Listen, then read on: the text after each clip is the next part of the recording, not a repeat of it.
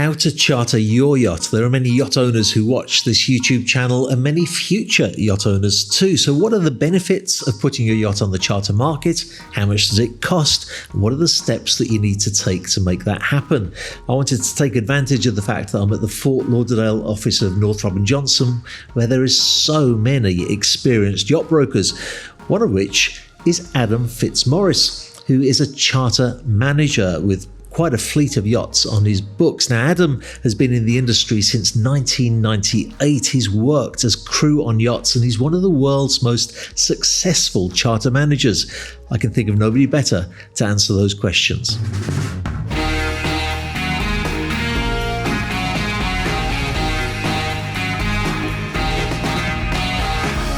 So Adam, first of all, thanks for taking time out of your busy day to talk with us.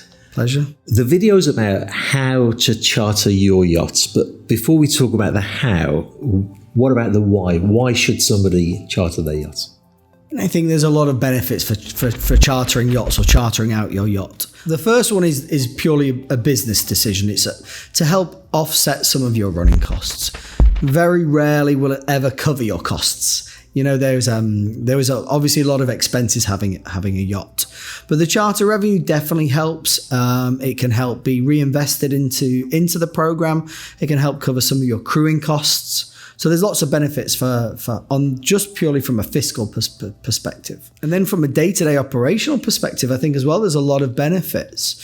Boats like to be used, they like to be moved, the doors like opening and the toilets like flushing and the TVs enjoy being turned on and off. So I think on that side, there's a real benefit too. Yeah, I mean, if you just leave the yacht there in the dock for potentially 7 or 8 months of the year, it's not really good for the machinery or anything. What about the crew? Do you think crew enjoy being on a charter yacht? I mean, as ex-crew myself, I loved chartering. I mean, I think you get that day-to-day challenge. You get to meet new people, new families.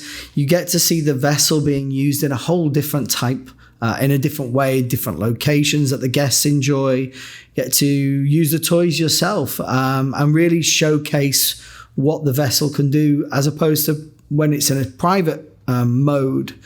Often it's just, you know your owner, you know the family, so you don't necessarily go with all of the toys or do all of the theme nights. And I think crew enjoy it. They thrive on that for sure. Yeah, I think it's very, very hard work, but it's financially rewarding, isn't it, to be working on a charter yacht? Yeah, absolutely. In the service industry, whichever part of the service industry you're in, there are gratuities, there are tips. And that's definitely one part of it. I think crew obviously appreciate the gratuities and the tips. It is an important factor. But I think for a lot of them, it's just the fun. It's the fun element. Yes, it's tiring. They are long, long, long days. But I really think that they enjoy it on multiple levels. Great. So that's the why. Let's say that I'm a yacht owner and I've thought about it and I've decided, I've got a 150-foot yacht. I only use it a couple of months of the year. Maybe I should put it on the charter market. What's my first step? So I think initially the most important step to think about, understand is, am I able to? Is this something that the vessel is able to do? So obviously previously the vessel probably classified as a private yacht. In order to charter, you need to move it into a commercial status. And there's certain hoops you need to jump through. There's some requirements predominantly by insurance and flag state to ensure that the vessel is compliant, commercially compliant. So that's generally the first step. And who might help me with that? I guess captain could be of assistance. Absolutely. I mean, the main driving factor for the rules that you need to follow is flag state. So depending who you're flagged, whether that's Jamaica, Marshall Islands, Cayman Islands, St. Vincent and the Grenadines,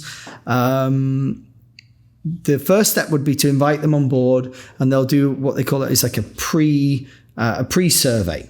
So they'll come and check on the compliance of the commercialness of the yacht. How was it built? Is it in class? Do you have enough life rafts? Do you have enough life vessels?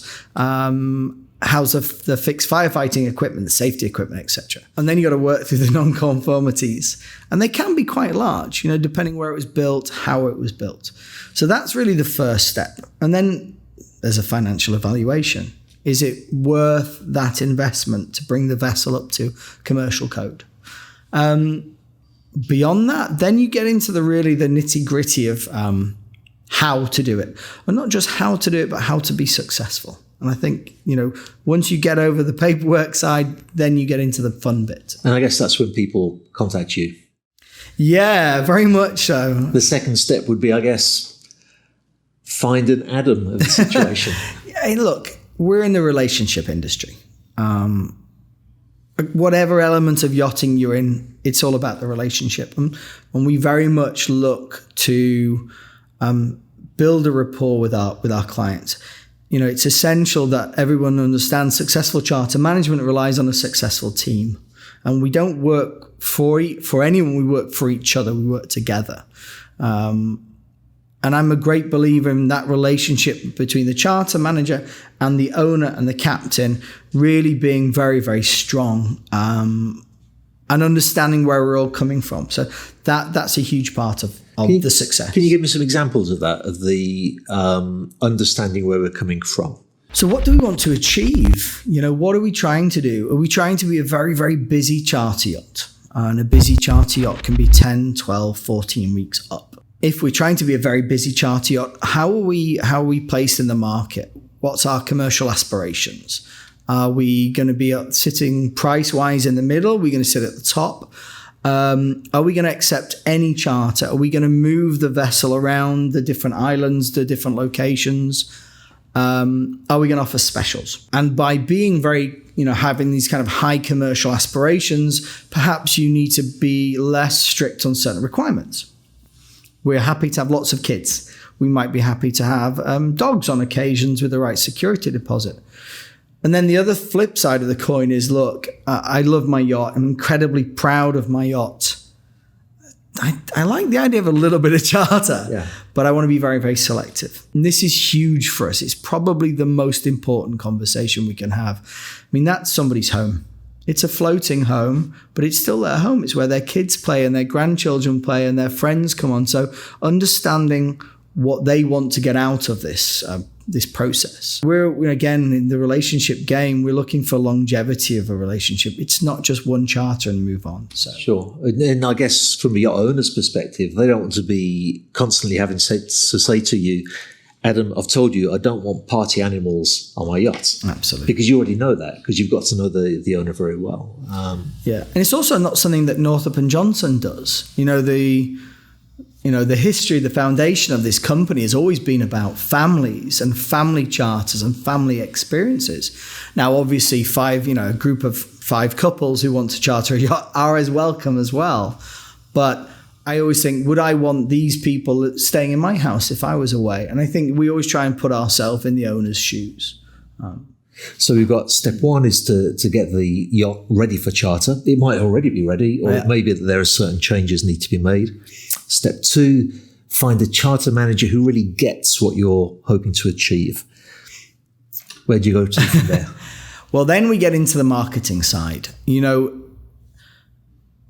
We call it a product or a program or a brand, because essentially that's what it is. We're going into a charter market with probably 2,500 other yachts on the market right now. Yachtfolio, I think, has somewhere in the region of 1,900 vessels listed for charter all around the world. Just for the benefit of the viewers who may not know what Yachtfolio is, what is Yachtfolio? So Yachtfolio is the MLS, the multiple listing system for the charter yacht industry.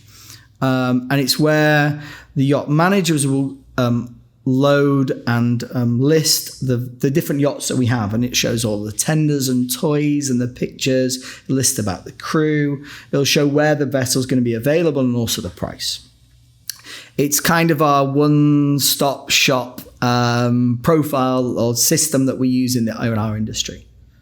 So there's a lot of boats out there. So how do you ensure that your vessel sits above and beyond its competition? And again, it's the marketing. So you've got to have a product that you're incredibly proud of.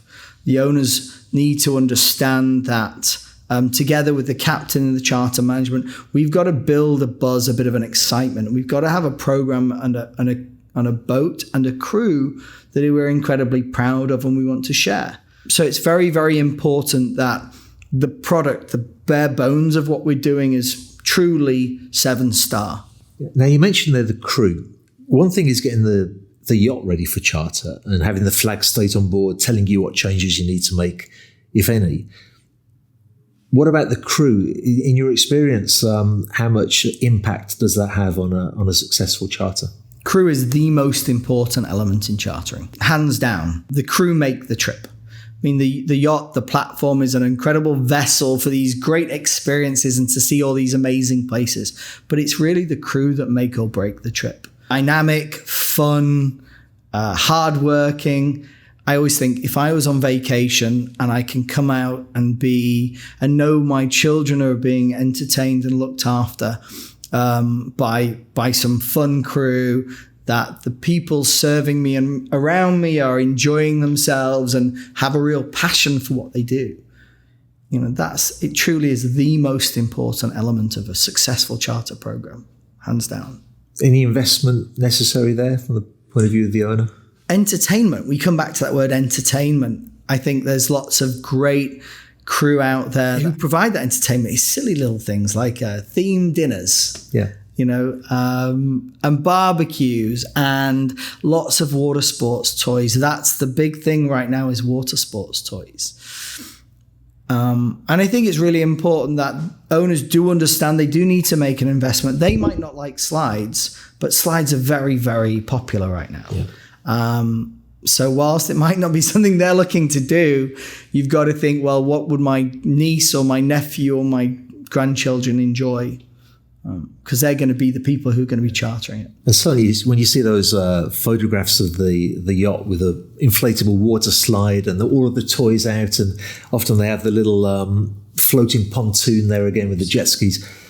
From a marketing perspective, you look at that and you think, I want to be there. I want to be on that yacht. Yeah, absolutely. I had one of my owners sent me an email over the weekend. He just invested in 2 new flight boards, which are those kind of electric boards, and also a party cabana, which is huge inflatable island that guests can float off into the distance. Amazing. Yeah. So the process sounds pretty simple, really. Once you've got the flag state to tell you what changes, if any, need to be made, you've found a charter manager who gets with the program, understands what you're hoping to achieve.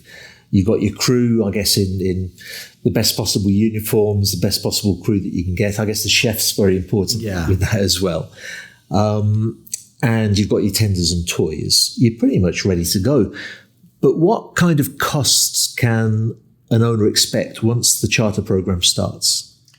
So really and truly, we charge no management costs.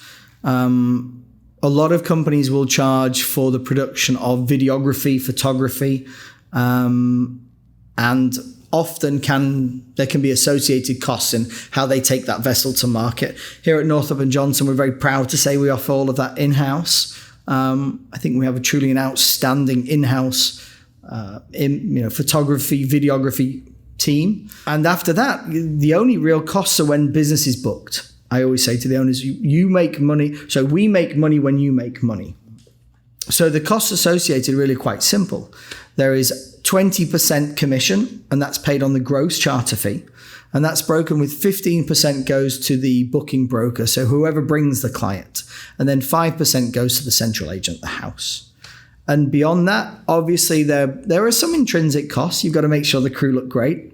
You've got to make sure you are keeping up to date with the latest trends, toys, investing on your AVIT system. But apart from that, there are really no day-to-day management costs. Now you said that of the 20%, 15% goes to the broker who brings the client to you.